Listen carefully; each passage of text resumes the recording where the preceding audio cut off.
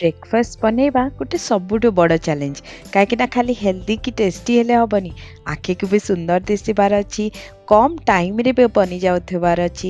ଏମିତି କାହିଁ କିଛି ବ୍ରେକଫାଷ୍ଟର ରେସିପି ନେଇ ଆମର ଆଜିର ଭିଡ଼ିଓ, ଯେଉଁଥିରେ ସିଝା ଖାଉଥିବା ଲୋକ ବି ପସନ୍ଦ କରିବେ, ଛଣା ଖାଉଥିବା ଲୋକ ବି ପସନ୍ଦ କରିବେ, ଆଉ ଦେଖିବାକୁ ବି ଖୁବ୍ ସୁନ୍ଦର, ହେଲ୍ଦି ସହିତ ଟେଷ୍ଟି ବି ବନିବ, ଆଉ ଖୁବ୍ କମ୍ ସମୟରେ ବି ବନିବ। ସମସ୍ତଙ୍କ ପାଇଁ ଇଜି ସୁନ୍ଦର ରେସିପି ନେଇ ଆଜିର ଭିଡ଼ିଓ ଆସିଛୁ, ଯେଉଁଥିରେ କି ତିନିଟା ଖୁବ୍ ସୁନ୍ଦର ବ୍ରେକଫାଷ୍ଟର ଆଇଡ଼ିଆ ଆପଣଙ୍କୁ ମିଳିଯିବ।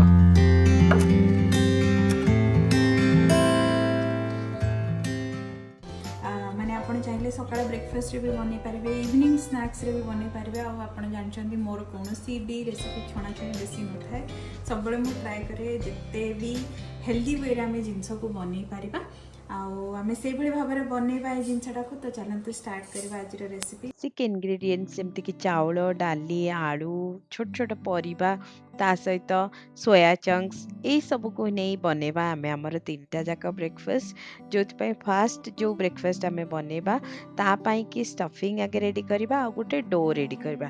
ଡୋ ରେଡ଼ି କରିବା ପାଇଁ ମୁଁ ଏଠି ଗୋଟେ ବଡ଼ ସାଇଜ୍ର ଆଳୁ ନେଇଯାଇଛି, ଆଉ ସେଥିରେ ହାଫ୍ କପ୍ ପାଣି ଦେଇକି ତାକୁ ଭଲସେ ବାଟିଦେଲି। ତାପରେ ତେଲ ଦେଇକି ସେଥିରେ ଅଳ୍ପ ଟିକେ ରସୁଣ ପକେଇ ଦେଇଛି, ଆଉ ଯେଉଁ ଆଳୁଟାକୁ ଆମେ ବାଟିଲେ ନା କଞ୍ଚା ଆଳୁ, ତାକୁ ସାଙ୍ଗେ ସାଙ୍ଗେ ସେଥିରେ ଢାଳି ଦେବା। ଆଉ ଅଧା କପ୍ ପାଣି ଦେଇକିରି ତାକୁ ଭଲସେ ଟିକେ ଫୁଟେଇବା, କାରଣ ଆଳୁଟାକୁ ଆମକୁ କୁକ୍ କରିବାର ଅଛି, ଆଉ ଆଳୁ କୁକ୍ ନହେଲେ ଭଲ ଲାଗିବନି ଆମର ରେସିପିଟା। ଆଳୁଟାକୁ କୁକ୍ କରିବା ସମୟରେ ହିଁ ଆମକୁ ଆଉ ଟିକେ ଏକ୍ସଟ୍ରା ପାଣି ଯେତିକି ଦେବାର ଅଛି ସେଟା ଆମେ ଦେଇଦେବା। ଏଥିରେ ଆମକୁ କ'ଣ ଅଛି ନା 2 କପ୍ ଯଦି ଅରୁଆ ଚାଉଳ ୟୁଜ୍ କରିବା ନା, ତ 2 କପ୍ ପାଣି ଦେବା, ମାନେ ଆଳୁରେ ବାଟିବା ଜିନିଷକୁ ମିଶେଇକିରି ବି ମାନେ ଟୋଟାଲ 2 କପ୍ ପାଣିର ୟୁଜ୍ କରିବା। ତ ସେଥିପାଇଁ ଫାଷ୍ଟ ମୁଁ ଗୋଟେ କପ୍ ପାଣି ଦେଇକି ବନଉଛି, କାରଣ ମୁଁ ଗୋଟେ କପ୍ ଅରୁଆ ଚାଉଳର ଏଠି ବନଉଛି। ଆଉ ସେଥିରେ ଆମେ ଟିକେ ଅରିଗାନୋ, ଚିଲି ଫ୍ଲେକ୍ସ, ଆଉ କଲର୍ କଣ୍ଟ୍ରାଷ୍ଟ ରଖିବା ପାଇଁ ଯେମିତିକି ଗାଜରକୁ ଟିକେ ମୁଁ ଏଠି ହ୍ୟାଣ୍ଡ ଗ୍ରେଟରରେ ଗ୍ରେଟ୍ କରିଦେଲି, ଆପଣ କୋରିକିରି ବି ଆରାମସେ ଦେଇପାରିବେ। ଏ ସବୁକୁ ପକେଇକି ତାକୁ ଭଲସେ ଆମେ କଷି ନେବା। ତାପରେ ଯାଇକି ଆମେ ସେଥିରେ ଚାଉଳ ଗୁଣ୍ଡ ଦେବା। ତ ମୁଁ ଏଠି ଗୋଟେ କପ୍ ଟୋଟାଲ ପାଣି ଦେଇଥିଲି, ତ ସେଥିପାଇଁ ଗୋଟେ କପ୍ ହିଁ ଚାଉଳ ଗୁଣ୍ଡ ନେଲି। ଆପଣ ଘରେ ଥିବା ଯେକୌଣସି ଚାଉଳର ଗୁଣ୍ଡ ୟୁଜ୍ କରିପାରିବେ, ନହେଲେ ମାର୍କେଟର ବି ଯେଉଁ ରାଇସ୍ ଫ୍ଲୋର୍ ଆଜିକାଲି ଆସୁଛି ତାକୁ ବି ୟୁଜ୍ କରିପାରିବେ।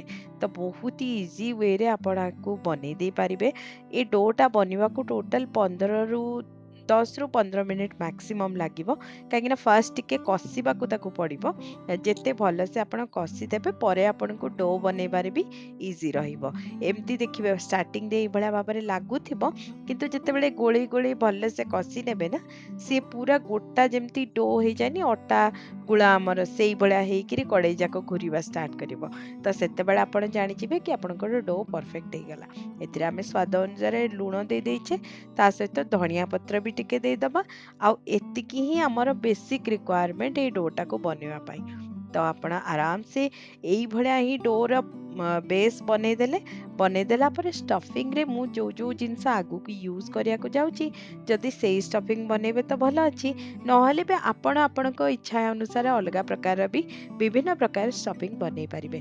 ଏଠି ମୁଁ ଯେମିତି ସୁଇଟ୍ କର୍ଣ୍ଣ ଟିକେ, ଆଉ ଯେଉଁ ଫ୍ରୋଜନ୍ ମଟର ଥାଏ ତାକୁ ପାଣିରେ ଟିକେ ପକେଇ ଦେଇଥିଲି, ତ ସେଇଆକୁ ପକେଇ ଦେଉଛି। ତା ସହିତ ଯେଉଁ ସୋୟା ଚଙ୍କ୍ସକୁ ଗରମ ପାଣିରେ ଭିଜେଇ ଦେଇଥିଲି ତାକୁ ନରମ କରିସାରିଛି, ତାକୁ ବି ଟିକେ ପକେଇ ଦେଉଛି। ତ ଇଏ ସବୁକୁ ଆପଣ ଚାହିଁଲେ ଗ୍ରାଇଣ୍ଡରରେ ଯେଉଁ ଗ୍ରେଟର ଥାଏ ନା, ପଛକୁ ଯାଇ ପଲ୍ସ ମୋଡ଼ରେ ଘୁରେଇ ଦିଅନ୍ତି, ସେମିତି ବି କରିପାରିବେ, ନହେଲେ ଏମିତି ହ୍ୟାଣ୍ଡ ଗ୍ରେଟରରେ ତାକୁ ଛୋଟ ଛୋଟ ଚଙ୍କ୍ସରେ କନଭର୍ଟ କରିଦେବେ। ତାପରେ ଗୋଟେ ପ୍ୟାନ୍ରେ ଆମେ ନେଇଯିବା ଟିକେ ଜିରା, ସେଥିରେ ଅଳ୍ପ ଟିକେ ପିଆଜ ପକେଇବା, ଆଉ ଯେଉଁ ପରିବା ସବୁ ଆମେ କାଟିକିରି ଛୋଟ ଛୋଟ ଖଣ୍ଡ କରିଦେଲେ ସେଇଟାକୁ ପକେଇବା, କାରଣ ଏଇ ଯେଉଁ ଷ୍ଟଫିଂଟା ଆମେ ଆଗକୁ ପକେଇବାକୁ ଯାଉଛେ, ଯେଉଁ ଡୋ ବନେଇଛେ ତା ଭିତରେ ଷ୍ଟଫିଂଟା ଦେବା ନା, ତ ସେଥିପାଇଁ କି ଆପଣଙ୍କ ଚଙ୍କ୍ସ ଯଦି ଛୋଟ ନ ହେଇଥିବ ନା, ସେ ଫୁଟିଯିବ। ହଁ, ଏଥିରେ ଟିକେ ଗାର୍ଲିକ୍ ହେଲା, ଟିକେ ଅଦା ହେଲା, ଏସବୁ ଛୋଟ ଛୋଟ ଖଣ୍ଡ କରିଦେଲେ ବି ବହୁତ ଭଲ ଟେଷ୍ଟ ଆସିବ। ଏବେ ଏଇ ଯେଉଁ ଷ୍ଟଫିଂ ପାଇଁ ଯାହା ସବୁ ମୁଁ କାଟିକି ରଖିଥିଲି, ପିଆଜ ଆଉ ରସୁଣ ଭଲକି ଭାଜି ହେଇଗଲା ପରେ ସେସବୁକୁ ଏବେ ଦେଇଦେଉଛି। ସବୁ ପରିବା ଆଉ ସୋୟା ଚଙ୍କ୍ସ ପକେଇଲା ପରେ ତାକୁ ଟିକେ ମସଲା ସହିତ ଭଲସେ ଭାଜିବାର ଅଛି 5ରୁ 7 ମିନିଟ୍, ନହେଲେ ମସଲାଟା କଞ୍ଚାଳିଆ ଲାଗିବ ଆଉ ଭଲ ଲାଗିବନି। ଏଥିରେ ଆମେ ସ୍ୱାଦ ଅନୁସାରେ ଦେଖି ଲୁଣ ଦେଇଦବା, ହଳଦୀ ଗୁଣ୍ଡ ଦେଇଦବା, ଲଙ୍କା ଗୁଣ୍ଡ ଦେଖିକିରି ଆପଣ ଯେତିକି ରାଗ ଖାଇବାକୁ ଚାହୁଁଥିବେ ସେତିକି ଲଙ୍କା ଗୁଣ୍ଡ ଦେଇଦବା, ଟିକେ ଆମଚୁର ପାଉଡର ଦେଇଦବା ଯୋଉଥିରେ କି ବହୁତ ବଢ଼ିଆ ଖଟା ଅଂଶ ଆସିବ। ଆଉ ଆଉ ଆପଣ ନିଜର ପସନ୍ଦ ମୁତାବକ ଯଦି କିଛି ମସଲା ଦବାକୁ ଚାହୁଁଛନ୍ତି, ଯେମିତିକି ମ୍ୟାଗି ମସଲା ଦେଇକିରି ମୁଁ ବେଳେବେଳେ ବନାଏ, ତ ସେମିତି ବି ଆଡ୍ କରିପାରିବେ। ନହେଲେ ଏମିତି ସାଧା ସିଧା ଲୁଣ, ହଳଦୀ, ଲଙ୍କା ଗୁଣ୍ଡ ଆଉ ଆମଚୁର ପାଉଡର ଦେଇକି ବି ଏ ମସଲାକୁ ରେଡି କରିଦେଇ ପାରିବେ। ପୁରା ଲୋ ଫ୍ଲେମ୍‌ରେ ହିଁ ୟାକୁ ଭାଜିବାର ଅଛି, ନହେଲେ ମସଲା ଗୁଡାକ ପୋଡ଼ିଯିବ। ଆମେ ଏଥିରେ ବିଲକୁଲ ବି ଆଉ ପାଣିର ୟୁଜ୍ କରିବାନି। ଆମକୁ ଏମିତି ଡ୍ରାଏ ଝୁରା ଝୁରା ମସଲାଟା ହିଁ ବନେଇବାର ଅଛି। ଆଉ ତାକୁ ଥଣ୍ଡା କଲା ପରେ ହିଁ ଆମର ଷ୍ଟଫିଂରେ ଦବାର ଅଛି। ତା ଭିତରେ ଆମ ଡୋଟା ବି ଥଣ୍ଡା ହେଇଯାଇଥିବ, କାହିଁକିନା ଗରମ ଗରମ ତ ଗଢ଼ି ହବନି ନା, ତ ଡୋଟା ଥଣ୍ଡା ହେଇଯିବ। ଏ ଷ୍ଟଫିଂ ଟିକେ ଥଣ୍ଡା ହେଇଗଲା ପରେ ତାପରେ ଆମେ ଗଢ଼ିବା ଷ୍ଟାର୍ଟ କରିବା। ଏଠି ଦେଖନ୍ତୁ ଡୋଟା ଆମର ଥଣ୍ଡା ହେଇ ଆସିଛି, ତାକୁ ଆମେ ଗୋଟେ ଜାଗାକୁ ମାନେ ଟ୍ରାନ୍ସଫର କରିଦବା। ଆଉ ତାପରେ ଧୀରେ ଧୀରେ ହାଲକା ହାଲକା ନେଇକିରି ଗଢ଼ିବା ଷ୍ଟାର୍ଟ କରିବା। ପୁରା ଏକଦମ ଡୋକୁ ଥଣ୍ଡା କରିଦେଲେ ଗଢ଼ିବାଟା ଟିକେ କଷ୍ଟ ହବ ଆପଣଙ୍କୁ। ତ ଏମିତି ମୁଁ ସାଇଡ୍‌ରୁ ଛୋଟ ଛୋଟ ନଉଛି। ଆଉ ୟାକୁ ମଣ୍ଡା ଯେମିତି ଆମେ ଗଢ଼ୁ, ଠିକ୍ ଏକ୍ଜାକ୍ଟଲି ସେଇଭଳିଆ ଭାବରେ ଆମେ ମଣ୍ଡା ଭଳିଆ ତାକୁ ଗଢ଼ିବା। ଯଦି ଆପଣ ଏମିତି ମଣ୍ଡା ଭାବରେ ନ କରିବାକୁ ଚାହୁଁଛନ୍ତି, ଖାଲି ପୁର ବି ନ ଦବାକୁ ଚାହୁଁଛନ୍ତି, ତ ଇଏ ଗୋଟେ ବେଷ୍ଟ ଅପସନ୍ ଆପଣଙ୍କୁ ଦେଖଉଛି। ଯେମିତିକି ସିଲିଣ୍ଡର ସେପ୍‌ରେ ତାକୁ ବନେଇଦେବେ। ଲମ୍ବା ଲମ୍ବା ଛାଣନ୍ତୁ କି ତେଲରେ ଭାଜନ୍ତୁ କି ନର୍ମାଲ ଏମିତି ଟିକେ ଟସ୍ କରିକି ବି ଛୁଆଙ୍କୁ ଦେଇଦେବେ, କାରଣ କୁକ୍ ତ ହେଇସାରିଛି ଅଲରେଡି। ବହୁତ ହି ଇଜି, ବହୁତ ହି ଜଲ୍ଦି ଆପଣଙ୍କ ସାଙ୍ଗେ ସାଙ୍ଗେ ଗୋଟେ ବ୍ରେକଫାଷ୍ଟ ଆଇଟମ୍ ବନିଗଲା। ଆଉ ଯଦି ଏମିତି ଭାବରେ ନ ଦେବାକୁ ଚାହୁଁଛନ୍ତି, ତାହେଲେ ଆପଣ ଏଭଳି ଭାବରେ ଯେମିତି ମୁଁ ଦେଖେଇବି ଆଗକୁ ଯାଇକି ଷ୍ଟଫିଂ କରିବାର ଅଛି, ସେଇଭଳିଆ ଭାବରେ ଷ୍ଟଫିଂ କରିକି ବି ଦେଇପାରିବେ। ଆକୁ ହାତରେ ଟିକେ ତେଲ ଦେଇକିରି ଗଢ଼ିଲେ ପୁରା ଚିକଣ ହେଇକି ବନିବ ଆଉ ବହୁତ ସୁନ୍ଦର ବି ଲାଗିବ। ଯେମିତି ମଣ୍ଡା ଯୋଉ ଖୋଳଟା ଆମେ ଗଢ଼ୁ ଆଉ ତା ଭିତରେ ପୁର ଦଉ, ଏକ୍ଜାକ୍ଟଲି ସେମ୍ ୱେରେ ହିଁ ଆମେ ମଣ୍ଡା ଭିତରେ ପୁର ଦେଲା ଭଳିଆ ଆକୁ ଗଢ଼ିବା। ଆଉ ତା ଭିତରେ ଭଲ କି ଷ୍ଟଫିଂ ଦେଇକିରି ଭରିକିରି ଆମେ ତାକୁ ବନ୍ଦ କରିଦବା। ଆକୁ ଆପଣ ଖାଲି ଷ୍ଟିମ୍ କରିକି ବି ଛୁଆଙ୍କୁ ଦେଇପାରିବେ। ବଡ଼ ଲୋକଙ୍କୁ ବି ବ୍ରେକଫାଷ୍ଟରେ ଏମିତି ହିଁ ଷ୍ଟିମ୍ କରିକି ଦେଇପାରିବେ। କିନ୍ତୁ ଯଦି ଟିକେ ଷ୍ଟିମ୍ ପସନ୍ଦ କରୁନଥିବେ ଘରେ, ତ ଆପଣ ତାକୁ ଛାଣିକି ବି ଦେଇପାରିବେ। ନହେଲେ ମୁଁ ଆଗକୁ ଯାଇ ଆଉ ଗୋଟେ ତରିକା ବି ଆପଣଙ୍କୁ ଦେଖେଇବି, ଯୋଉଥିରେ ଆପଣ ତାକୁ ବନେଇ ପାରିବେ। ଚାହିଁଲେ ଆପଣ ଛୋଟ ଛୋଟ ଗୋଲ ଗୋଲ ପୁରା ସୁନ୍ଦର ସୁନ୍ଦର ଯେମିତି ଛୋଟ ଛୋଟ ଲଡ଼ୁ ଭଳିଆ ବନେଇକିରି ତାକୁ ବି ଏମିତି ଷ୍ଟିମ୍ କରିପାରିବେ, ବିନା ଷ୍ଟଫିଂ ଦେଇକିରି ସେମିତି ବି ଭାବରେ ବନେଇ ପାରିବେ। ତ ବିଭିନ୍ନ ୱେରେ ଆମେ ଆକୁ ବନେଇ ପାରିବା। ତ ସେମ୍ ଡୋକୁ ଚାହିଁଲେ ଆପଣ 3 ପ୍ରକାର 3 ଦିନ କରିଦେଲେ ବି ପିଲା ହଉ ବଡ଼ ହଉ ଜାଣି ବି ପାରିବେନି, ଆଉ ସେମ୍ ପ୍ରକାରର ଆପଣ ବନେଇକି ତାଙ୍କୁ ଦେଇପାରିବେ। ଆଜିକାଲି ସମସ୍ତଙ୍କୁ ଫ୍ୟାନ୍ସି ଜିନିଷ ବହୁତ ପସନ୍ଦ ଆସିଛି। ସ୍ପେସିଆଲି ଛୁଆମାନେ ସ୍କୁଲରେ ଦେଖୁଛନ୍ତି ଯେତେବେଳେ ସମସ୍ତେ ଭିନ୍ନ ଭିନ୍ନ ଟିଫିନ୍ ନେଇକି ଆସୁଛନ୍ତି ନା, ତ ତାଙ୍କର ଡିମାଣ୍ଡ ବି ସେଇ ହିସାବରେ ବଢ଼ି ଚାଲିଛି। ଘରେ ବି ସବୁବେଳେ କିଛି ନା କିଛି ନୂଆ ବନେଇକି ଦେଲେ ଘରରେ ସମସ୍ତଙ୍କୁ ବହୁତ ଭଲ ଲାଗେ। ତ ଆପଣ ଏମିତି ଭାବରେ କିଛି ନା କିଛି ନୂଆ ନୂଆ ଜିନିଷ ଏକ୍ସପେରିମେଣ୍ଟ କରିପାରିବେ, ଆଉ ଯୋଉଗୁଡ଼ାକ ଟିଫିନ୍ ହଉ କି ଆପଣଙ୍କ ସନ୍ଧ୍ୟାବେଳେ ସ୍ନାକ୍ସ ହଉ, ସେଥିରେ ଆଡ୍ କରିପାରିବେ। ଆକୁ ମୁଁ ସବୁ ବନେଇଦେଲି ଏବେ ବଲ୍ ଗୁଡ଼ାକ, ଆଉ ତାକୁ ଭଲସେ ଏବେ ଷ୍ଟିମ୍ କରିଦେବି 10 ମିନିଟ୍ ପାଇଁ। ଯଦି ଆପଣ ନ ଚାହୁଁଥିବେ ଷ୍ଟିମ୍ କରିବାକୁ, ଯେମିତି ହେଇ ସେ ଯୋଉ ସିଲିଣ୍ଡର ସେପ୍ ଗୁଡ଼ାକ ମୁଁ ବନେଇଥିଲି, ତାକୁ ମୁଁ ତେଲରେ ଡାଇରେକ୍ଟଲି ଛାଣି ଦଉଛି। ତ ଏମିତି ତେଲରେ ବି ଆପଣ ଛାଣିକିରି ଦେଇପାରିବେ ସନ୍ଧ୍ୟାବେଳ ସ୍ନାକ୍ସରେ, ଘରକୁ ଯଦି କେହି ଆସିଛନ୍ତି କି ଘରେ ଯଦି ସମସ୍ତେ ଇଭିନିଂ ସ୍ନାକ୍ସରେ କିଛି ଛଣାଛଣି ପସନ୍ଦ କରନ୍ତି, ତ ଇଏ ବହୁତ ଜଲ୍ଦି ବନି ପାରୁଥିବା ଜିନିଷଟା। ଆଉ ଯେହେତୁ ଚାଉଳ ଗୁଣ୍ଡରେ ବନିଛି, ବହୁତ ହି କ୍ରିସ୍ପି, ଭିତରଟା ପୁରା ସ୍ପଞ୍ଜି ହବ, ବହୁତ ହି ସୁନ୍ଦର ବି ଦେଖାଯିବ। ତ ଇଏ ବି ହେଇଗଲା ଗୋଟେ ୱେରେ ରେଡି। ତାପରେ ଆମେ ଯେତେବେଳେ ଷ୍ଟିମ୍ ଖାଲି କରିଦେଇଥିବା, କିଛି ଜଣଙ୍କୁ ଷ୍ଟିମ୍‌ରେ ଭଲ ଲାଗେନି, ତ ଆପଣ ତାକୁ ଏମିତି ଭାବରେ କରିପାରିବେ କି ତେଲ ଟିକେ ନେଇଗଲେ, ରାଶି ଟିକେ ପକେଇଦେଲେ, ସୋରିଷ ଟିକେ ପକେଇଦେଲେ, ଆଉ ସେଥିରେ ଏଇ ଯୋଉ ବଲ୍ ଗୁଡ଼ାକୁ ନା ଷ୍ଟିମ୍ କରିସାରିଲା ପରେ ତାକୁ ଟିକେ ଫ୍ରାଏ କରିଦେବେ। ହଁ, ସେଥିରେ ଟିକେ ଟମାଟୋ ସସ୍ ହେଲା, ଗ୍ରୀନ୍ ଚିଲି ସସ୍ ହେଲା, ଏସବୁ ପକେଇଦେଲେ ତାର ରୂପଟା ବି ଅଲଗା ହେଇଯିବ, ଦେଖିବାକୁ ବି ସମସ୍ତଙ୍କୁ ସୁନ୍ଦର ଲାଗିବ, ପାଟିକୁ ବି ଟିକେ ସୁଆଦିଆ ଲାଗିବ, କାହିଁକିନା ଉପର ଗୋଟେ କ୍ରିସ୍ପି ଲେୟର ବନିଯିବ। ସେଥିରେ ମୁଁ ଯେମିତି ଟିକେ ଟମାଟୋ ସସ୍ ପକେଇଦେଲି, ଆଉ ଇଏ ଆଉ ଗୋଟେ ଭିନ୍ନ ରୂପ ହେଇଗଲା। ତ ଗୋଟିଏ ଡୋରୁ ହିଁ ଆପଣ 3 ପ୍ରକାର ଜିନିଷ କେତେ ଇଜିଲି ବନେଇ ଦେଇ ପାରିବେ। ଇଏ ତ ଗଲା ଆମର ଗୋଟେ ଡୋରୁ 3 ପ୍ରକାର ବ୍ରେକଫାଷ୍ଟ ବନେଇବା। ଏବେ ଚାଲନ୍ତୁ ଆଉ ଗୋଟେ ଡୋ ବନେଇବା, ଯୋଉଥିରେ କି ଆପଣ ବରାର ବି ସେପ୍ ଦେଇପାରିବେ, ଆଉ ତା ବି ସିଝା ବରାର ସେପ୍। जो आम परिबा भी यूज करवा, चाउल भी यूज करवा, डाली भी यूज करवा। एठी मु 1 कप नहीं जाइछि अरुआ चाउल, ता संगे आपण जदि उषुना चाउल करिया को चाहिए ये अधिक समय लागिबो, तो से अरुआ चाउल एटा करेंगे बहुत जल्दी जल्दी हो। अरुआ चाउल को मुझे भल कि पोछि देछि, आकु धुआ धुई किसी आमको करार नहीं कि बतुरेबा भी दरकार नहीं।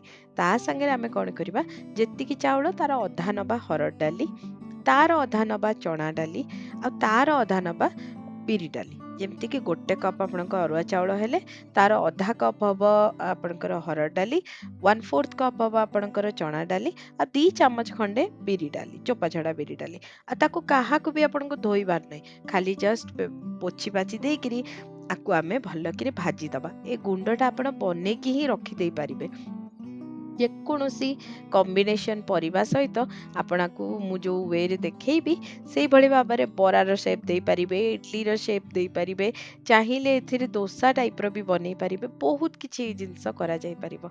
तो फर्स्ट आमे आकू भाजी दबा, आर गोटे फाइन पाउडर गुंड बनेबा, किंतु भाजी साला परे टिके ठंडा करके ही तार गुंड कले से बहुत बढ़िया फाइन पाउडर बनिबो।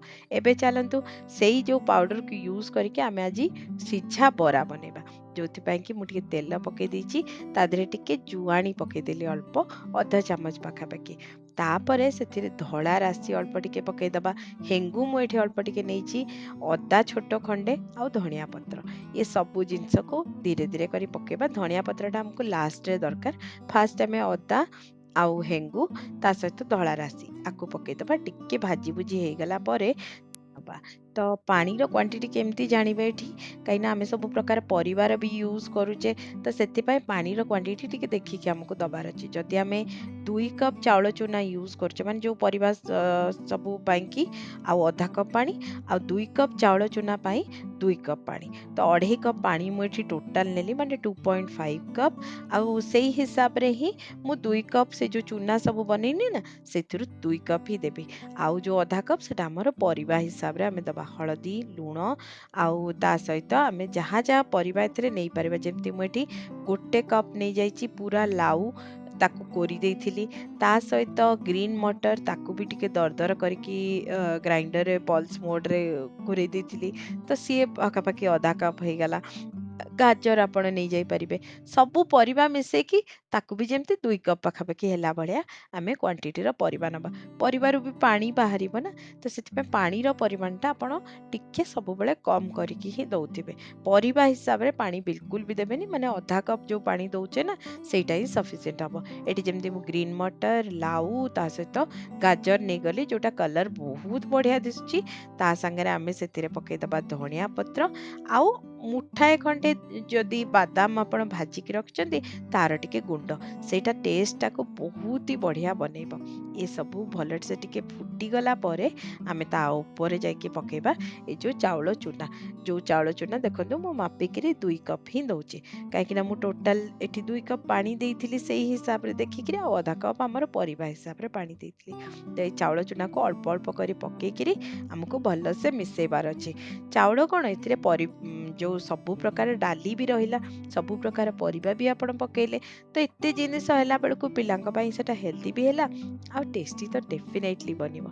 आकु सबु आमे लो फ्लेम रे एमती भल से गोळेई गोळेई की जाई, जेहेतु किछि नो कि सोढा ए सब रे यूज करने, त हम बरा उडा फुलिबो केमती, ता पई कि आमे कोन करबा ना 2 चम्मच मात्र टिके खट्टा दही सेटा दे दबा। ए जंतीबा समय रे ही आमे दे दबा। आ ए जंतीबा पई आपन को देखिकरी कोन लागुथिबो मु जानि पाउनी, बट टोटली 10 मिनिट मैक्सिमम लागिबे पूरा डो टाको बनेवा पई। आ ताकू गढ़िबा भी बहुत सिंपल, आपण चाहिले गोल गोल भी चेप्टा चेप्टा करके बनै दे पारिबे, न हले ताकू बरा शेप दबा पई एमती भाबरे टिके हाथ रे बनै किरी ता मझिरे गोटे कणा कर दे पारिबे, जोटा टिके सुंदर भी दिसिबो समस्त को देला बेलको। त एई भली भाबरे गढ़ी किरी आमे सब गुडा को रेडी कर दबा। आ ताकू मु एठी स्टीमर रे ही स्टीम कर देबी, परे आमे घियो तेल जहा दबा कथा दबा, किंतु एबे आउ किछि घियो तेल रे यूज नाही एथिरे, खूब कम तेल रे ही बनि जाई परथुवा जिंसटा एटा। ताकू आमे टिके चिली फ्लेक्स हो नहले लंका गुंड हो ए सब पके किरी ताकू 10 मिनिट पर्यंत बढ़िया से स्टीम कर दबा, कारण जो चाउल डाली सब पड़ीची सेगुडा टिके स्टीम हेले भल से फुली जिवो, आ जिंसटा भी भल टेस्टी लागिवो। 10 ମିନିଟ୍ ପରେ ଦେଖନ୍ତୁ ଆମର ଷ୍ଟିମ୍ ହେଇକିରି ଏଗୁଡ଼ା ହେଇଗଲା ରେଡ଼ି। ଆଉ ତାପରେ ଆମେ ଏଥିରେ ଗରମ ଗରମ ଘିଅ ଟିକେ ପକେଇବା, ଯୋଉଟା ବହୁତ ହି ବଢ଼ିଆ ବାସ୍ନା ଆସିବ। ଆଉ ଘିଅଟା ଗୋଟେ ନ୍ୟାଚୁରାଲ ଫ୍ୟାଟ୍ ଯୋଉଟା ବହୁତ ଭଲ ଦେହ ପାଇଁ ବି। ତ ଆପଣ ଟିକେ ଘିଅ, ବାଦାମ ଗୁଣ୍ଡ, ନଡ଼ିଆ ଯେମିତି କୋରା ଯଦି ହେଲା ନଡ଼ିଆ କୋରା, ଧଣିଆ ପତ୍ର ଏଇ ସବୁ ପକେଇକିରି ତାକୁ ଗାର୍ନିଶ୍ କରିବେ। ବହୁତ ଆରାମସେ ସର୍ଭ କରିବେ। ଟିଫିନ୍ ହଉ, ବ୍ରେକଫାଷ୍ଟ ହଉ କି ଇଭିନ୍ ଆପଣଙ୍କ ସନ୍ଧ୍ୟାବେଳ ସ୍ନାକ୍ସ ସବୁକିଛି ବହୁତ ଜମିଯିବ। ଆଶା ଆଜିର ରେସିପି ଗୁଡ଼ାକ ଆପଣଙ୍କୁ ଭଲ ଲାଗିଥିବ ଆଉ ନିହାତି କାମରେ ଲାଗିବ। ଯଦି ଏମିତିକା ଭିଡ଼ିଓ ଭଲ ଲାଗୁଛି ନିହାତି କମେଣ୍ଟ କରି ଜଣାନ୍ତୁ।